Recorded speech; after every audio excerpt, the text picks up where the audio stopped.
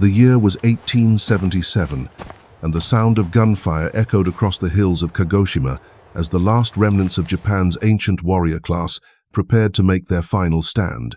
What unfolded on those blood-soaked slopes would not merely decide the outcome of a rebellion, but would forge the destiny of an entire nation caught between two worlds. This is the story of how a single day's massacre ended 1,000 years of samurai dominance and birthed modern Japan from the ashes of its feudal past. Picture this: a nation torn between tradition and transformation, where men who had once ruled with sword and honor found themselves obsolete in an age of steam and steel. The samurai, those legendary warriors who had shaped Japan for centuries, stood at the precipice of extinction, and at their head was a man whose very name would become synonymous with the end of an era, Saigō Takamori, the last true samurai. But to understand the magnitude of what happened at Shiroyama, we need to journey back to the moment when Japan's entire world came crashing down. The story begins not with the clash of swords, but with the arrival of black ships on the horizon.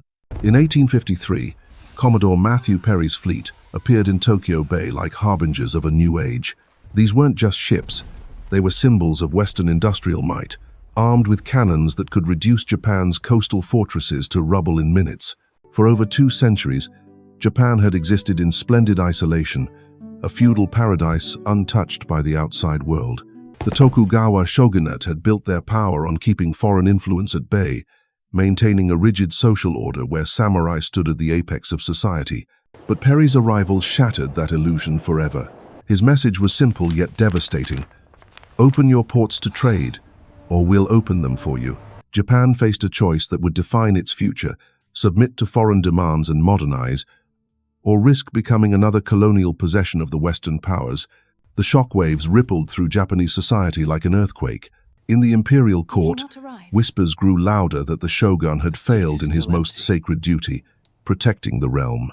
Young samurai from distant domains began to rally around a revolutionary cry that would reshape history: revere the emperor, expel the barbarians. Among these voices was a towering figure from the southern domain of Satsuma, Saigō Takamori.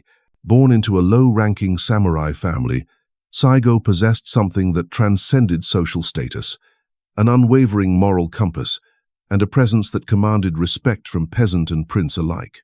Standing over 6 feet tall, in an era when most Japanese barely reached 5, he cut an imposing figure.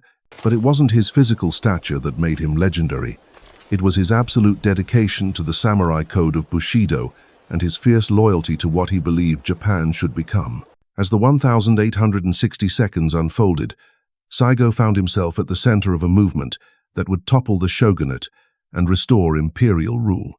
The Meiji Restoration of 1868 wasn't just a change of government, it was a complete reimagining of Japanese society. The new regime embraced a radical slogan: enrich the country, strengthen the military. They understood that to survive in this new world dominated by Western powers, Japan had to transform itself from a feudal society into a modern industrial nation. The irony was brutal. The very samurai who had fought to restore the emperor now found themselves the primary obstacle to Japan's modernization. For generations, these warriors had enjoyed privileges that set them apart from common people. They alone could carry swords. They received hereditary stipends from their lords, and they formed the backbone of Japan's military might. But the new Meiji government saw these privileges as chains binding Japan to its backward past. The transformation began slowly, then accelerated with breathtaking speed. In 1871, the government abolished the ancient domain system, replacing it with modern prefectures controlled from Tokyo. Samurai lords found their ancestral lands confiscated and redistributed. The class system that had defined Japanese society for a millennium was declared obsolete. Most shocking of all, in 1876, the government banned the wearing of swords in public, stripping the samurai of the very symbol of their identity.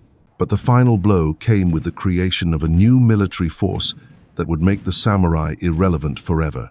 The Imperial Japanese Army wasn't built on hereditary warriors, but on conscripts drawn from all social classes. Farmers and merchants, once considered beneath contempt by the warrior class, now marched in formation with modern rifles. French military advisors trained these common soldiers in Western tactics, transforming them into a force that could match any European army. For men like Saigō Takamori, who had helped create this new Japan, watching its direction became increasingly painful. He had envisioned a nation that could adopt Western technology while preserving its spiritual essence. Instead, he saw a country rushing headlong into what he viewed as moral corruption, abandoning the values that had made Japan great in pursuit of material progress. The breaking point came in 1873, during a heated debate over Korea. Saigō advocated for a diplomatic mission that would likely end in his own death, seeing it as a way to restore samurai honor and purpose. When his colleagues rejected this plan in favor of focusing on domestic development, Saigō resigned from the government in disgust. He returned to his home domain of Satsuma, carrying with him the grievances of thousands of displaced samurai across Japan. Back in Kagoshima, Saigō established what appeared to be a simple private school, but this institution became something far more significant, a magnet for disaffected samurai from every corner of Japan. Young men who had lost their place in the new order flocked to study under the last great hero of the old world. They came seeking not just education, but purpose in a society that no longer valued their skills or heritage. By 1877, nearly 20,000 students had gathered around Saigō. To the government in Tokyo, this looked less like a school and more like a private army in waiting. Tensions escalated when Saigō's followers discovered government agents attempting to assassinate their beloved teacher. In a moment that would echo through history, these young samurai stormed the Kagoshima arsenal, seizing weapons and ammunition. Saigō found himself faced with an impossible choice. He could abandon his followers and watch them march to certain death, or he could lead them in what everyone knew would be a hopeless rebellion against the might of the modern Japanese state. True to his code of loyalty and honor, Saigō chose to lead, even knowing it meant his own destruction. As word spread that the great Saigō Takamori had raised the banner of rebellion, the government in Tokyo mobilized with unprecedented speed. They understood that this wasn't just another samurai uprising. This was a challenge to the very foundation of modern Japan. If Saigō succeeded, if the old ways could triumph over progress, then everything they had built would crumble. The stage was set for a confrontation that would determine whether Japan's future lay with the traditions of its past or the promises of modernity. On one side stood the Imperial Japanese Army, equipped with the latest Western weapons and backed by the resources of an entire nation committed to change. On the other stood the last great samurai of Japan, leading men who would rather die with honor than live without purpose. What followed would be 8 months of the most brutal fighting in Japanese history, a war that would consume thousands of lives and millions of yen, pushing the new government to the brink of bankruptcy. But more than that, it would be a final test of everything Japan had become and everything it hoped to be. The rebellion that began in the winter snows of Kagoshima would end on a hill called Shiroyama, where the dreams of the old world would die in a hail of bullets and the future of a nation would be written in blood. The march north began on February 4th, 1877, as 25,000 samurai and students streamed out of Kagoshima in the bitter cold of a Kyushu winter.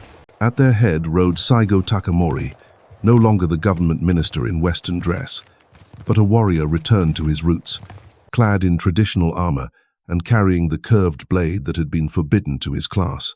The sight was both magnificent and tragic, like watching the ghost of medieval Japan come to life one final time. These weren't the ragtag rebels that the government had crushed in previous uprisings. Saigō's army moved with discipline and purpose, their ranks filled with men who had trained for years in the arts of war. Veterans of the Restoration marched alongside eager young students, all united by their devotion to their leader and their belief that Japan had lost its soul in its rush toward modernization. But even as they advanced, the odds against them were becoming clear. Telegraph wires hummed with urgent messages as the imperial government mobilized forces that dwarfed anything the samurai could field. General Yamagata Aritomo, the architect of Japan's modern military, understood that this rebellion represented an existential threat to everything the new Japan stood for. He would not make the mistake of underestimating Saigō's forces. The first major test came at Kumamoto Castle, one of the most formidable fortresses in all of Japan. Saigō believed that the garrison, commanded by samurai officers who had once served alongside him, would surrender without a fight. After all, how could men who shared his values and his code of honor stand against him?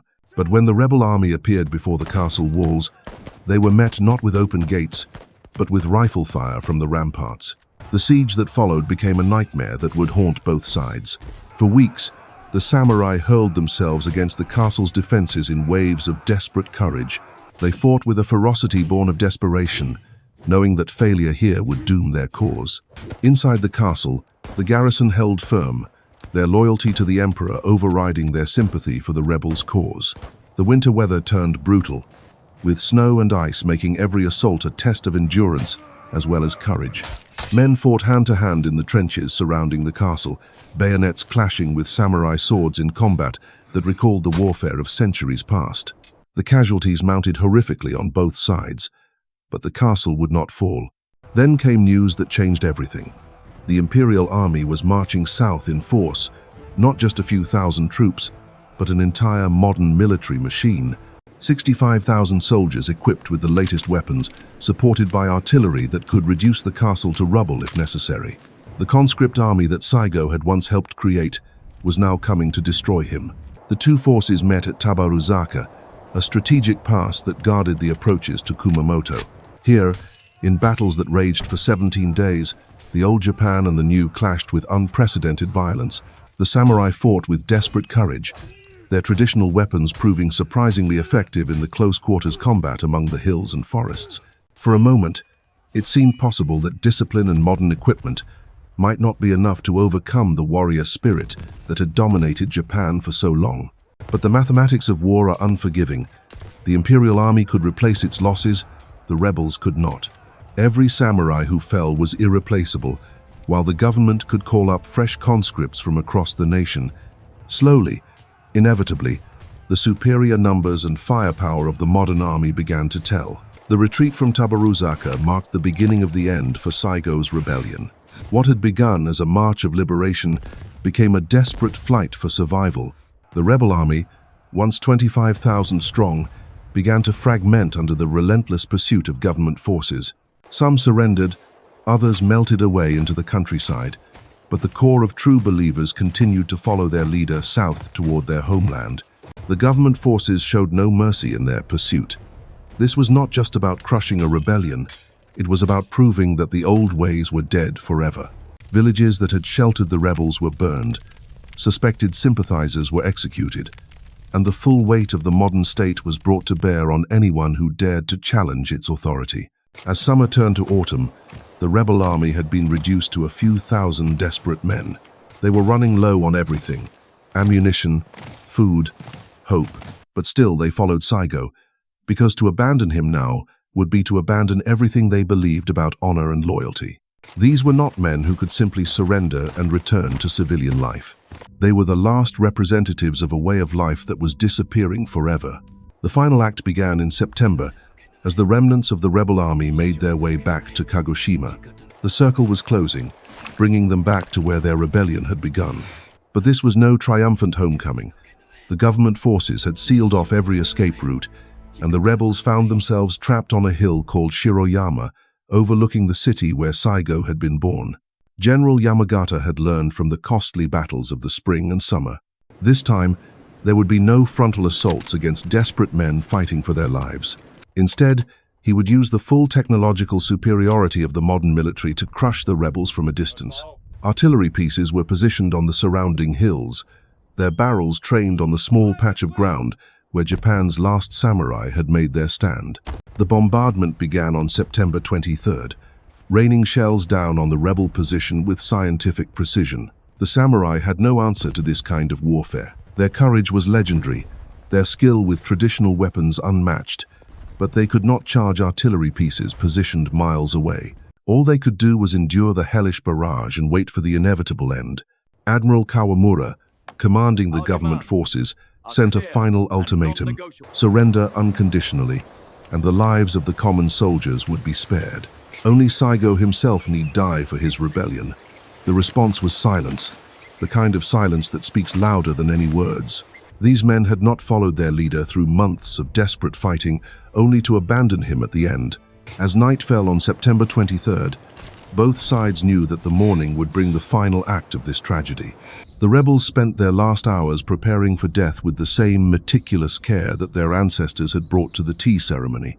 They cleaned their weapons, wrote farewell letters to families they would never see again, and composed death poems that captured the essence of their sacrifice. The modern Japanese state was about to be baptized in the blood of its own past, and from that baptism would emerge a nation that could stand as an equal among the great powers of the world. The price of that transformation was about to be paid in full on the slopes of Shiroyama, where the last samurai would make their final charge into history. Dawn broke over Shiroyama on September 24th, with the kind of crystalline clarity that seems reserved for moments when history pivots on its axis. The morning mist clung to the hillside like the spirits of ancient warriors, reluctant to witness what was about to unfold. In the rebel camp, 400 men moved with the quiet dignity of those who had already made peace with death. Saigō Takamori stood among his followers, no longer the towering political figure who had once shaped the destiny of nations, but something far more elemental. Here was the embodiment of everything pretense, reduced to its pure essence. His massive frame, the samurai had ever represented, stripped of politics and unshakable composure that had made him legendary, weathered by months of campaigning, carried itself with the same. But those who looked closely could see the weight of knowledge in his eyes. He understood better than anyone that this was not just the end of his rebellion, but the funeral of his entire world. The government forces had spent the night in careful preparation. 30,000 troops surrounded the hill in concentric rings of steel and discipline. These were not the hereditary warriors of old Japan, but something entirely new under the Sunday. Farmers' sons from rice paddies in distant provinces now wielded rifles with the precision of veteran soldiers. Merchants' children operated artillery pieces that could reduce castles to rubble. The conscript army had become the perfect instrument of the modern state, efficient, disciplined, and utterly without mercy for those who stood in the path of progress. General Yamagata moved among his troops in the pre-dawn darkness, his eyes reflecting the cold calculation that had made him the architect of Japan's military transformation. He had studied the art of war in the academies of Europe, where he had learned that victory belonged not to the brave, but to those who could bring superior force to bear at the decisive moment. Today would vindicate everything he had built, proving that the age of individual heroism was dead, replaced by the scientific application of overwhelming power. The bombardment resumed at first light, shells screaming overhead with the voice of the new Japan. Each explosion sent geysers of earth and smoke into the morning air, systematically destroying what remained of the rebel fortifications. The samurai crouched in their shallow trenches, enduring the hellish barrage with the stoicism that had defined their class for 1,000 years. They had no artillery to answer with, no modern weapons to level the playing field. All they possessed were their swords, their honor, and an unshakable belief that some things were worth dying for. But even the most devastating bombardment must eventually end, and when the guns finally fell silent, both sides knew the moment of truth had arrived. The government forces began their methodical advance up the slopes of Shiroyama, moving with the practiced coordination of a machine designed for war. Their officers, trained in the latest European tactics, deployed their men with scientific precision, ensuring that every angle of approach was covered by overlapping fields of fire. The rebels watched them come with eyes that had seen too much death and destruction to feel fear anymore. These were men who had passed beyond ordinary human emotion into a realm where duty and honor were the only realities that mattered. They adjusted their grip on weapons that had been passed down through generations, steel that had tasted the blood of countless battles, but had never faced anything like what was climbing toward them now. Saigō raised his voice above the sounds of approaching battle, calling out words that would be remembered long after the smoke had cleared. He spoke not of victory or defeat, but of the meaning that could be found in a death freely chosen. His followers listened with the intense concentration of students receiving their final lesson, understanding that these moments contained everything they needed to know about what it meant to be samurai. The first shots rang out as government skirmishers engaged the rebel outposts, the sharp crack of modern rifles echoing off the hillside like the breaking of ancient promises. The sound was different from the warfare of earlier eras, cleaner somehow, but infinitely more deadly. Each bullet carried with it the weight of industrial precision, manufactured in factories that could produce thousands of such instruments of death with mechanical efficiency. The samurai responded as their ancestors had always responded to mortal threat, with a fury that seemed to transcend the limitations of flesh and blood. They burst from their positions in charges that recalled the great battles of medieval Japan, their war cries splitting the morning air like thunder. For a moment, watching from a distance, it was possible to believe that courage alone might triumph over the cold mathematics of modern warfare. But the moment passed as quickly as it had come. The disciplined volleys of the imperial army cut down the charging samurai with ruthless efficiency, their bodies crumpling to earth that had been sacred to their people for centuries uncounted. Those who survived the initial fusillade pressed forward anyway, driven by something deeper than tactical sense, deeper even than the will to live. Close combat erupted across the hillside as samurai swords met government bayonets in a clash that represented more than military engagement. This was the sound of two different concepts of human existence grinding against each other. The individual warrior, ideal of the past, meeting the collective discipline of the future. Steel rang against steel in duels that would have been worthy of legend in any other age, but here served only to delay the inevitable by precious seconds. The rebels fought with a desperation born not of fear, but of the knowledge that they were the last. Every man who fell took with him centuries of tradition, generations of accumulated wisdom about what it meant to live and die with honor. They were not just defending their position on this hill, they were defending the very idea that individual courage could matter in a world increasingly dominated by mass production and scientific organization. As the morning wore on, the mathematics of the battle became undeniable. The government forces pressed forward methodically, their superior numbers allowing them to replace casualties and maintain pressure from multiple directions simultaneously. The rebels, magnificent in their defiance, could only trade their lives for time, and precious little time at that. Saigō himself seemed to be everywhere at once, his massive figure appearing wherever the fighting was thickest, his presence alone worth a regiment in terms of morale. He fought not like a man trying to win a battle, but like someone performing a sacred ritual, each movement deliberate and meaningful. His followers drew strength from his example, finding in his composure the courage to face their own destruction with dignity intact. The end came with shocking suddenness. One moment the hillside echoed with the clash of combat. The next there was only the groaning of the wounded and the acrid smell of gunpowder hanging in the air like incense at a funeral. The last charge had failed, as everyone knew it must, and now there was nothing left but the final accounting. In the sudden quiet that followed the battle's end, something profound had shifted in the soul of Japan itself. The modern nation that would emerge from this moment would be harder, more efficient, more capable of competing with the great powers of the world. But it would also be a country that had purchased its place in the modern world with the blood of its own past, and that transaction would echo through Japanese consciousness for generations yet to come. The hill called Shiroyama had witnessed more than the defeat of a rebellion. It had seen the death of an entire way of understanding what it meant to be human, replaced by something newer, more practical, but infinitely more cold.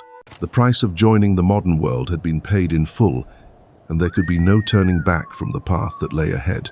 The echoes of that final gunshot on Shiroyama faded into silence, but its reverberations would shake Japan for decades to come. In the span of a single morning, 1,000 years of samurai tradition had been swept away by the relentless tide of modernity. Saigō Takamori and his followers achieved something far greater than military victory. They became the bridge between two worlds, their sacrifice transforming them from rebels into legends. The Japan that emerged from those blood-soaked slopes would indeed become a world power, but it would forever carry within its soul the memory of what was lost. Sometimes the most important battles are not won by those who survive, but by those who choose how they die.